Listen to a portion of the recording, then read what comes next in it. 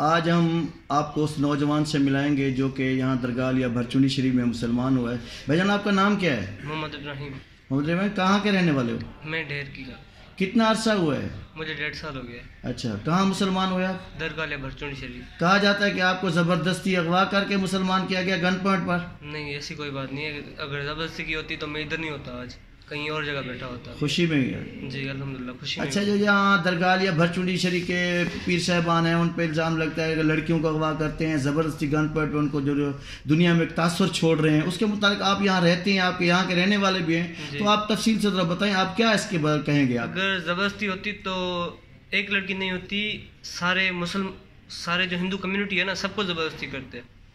एक लड़की को या एक लड़के को ज़बरदस्ती करना तो आम सी बात है। अगर ज़बरदस्ती करनी होती सारे लोग लेके आते। हम सबको गन पॉइंट पे, हमारे पास अल्हम्दुलिल्लाह इतने हम डेरकी के मुसलमान हैं, अगर हम चाहें ज़बरदस्ती करना चाहें तो हम कर सकते हैं। पर इस्लाम में ऐसी ज़बरदस्ती की कोई चीज़ ही नहीं है, ना ही ज़बरदस्ती का नाम है इस्लाम में। कौन सी चीज़ आपको इस्लाम की तरफ राग़िब लेकर आई और इस्लाम कबूल किया आपने? सर जी अल्हम्दुलिल्लाह मेरे दोस्त मुसलमान थे काफ़ी। और जो एक चीज़ है, हिंदू जब एक इंसान को जलाते हैं ना, जब उसका दिमाग फटता है और जब आपका वो करीबी रिश्तेदार हो, आपका घर वाला हो, तब आपको वो जब एहसास होता है ना, उसके बाद फिर हिंदुइज़्म से दिल उठ जाता है।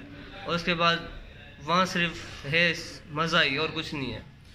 अच्छा, कहते हैं कि जब कोई घर में परेशानी आती है लड़के को या लड़की को, या घर में कोई प्रॉब्लम होते हैं, कोई माली तरह का परेशान होता है, तो वो कहता है जाके मुसलमान। आपके पास भी ऐसी कोई बात थी आपके साथ जो आपके? नहीं सर जी अल्हम्दुलिल्लाह मेरे पास अपनी शॉप थी, ठीक है। मेरा कन्फेक्शनरी का होलसेल का बिज़नेस था।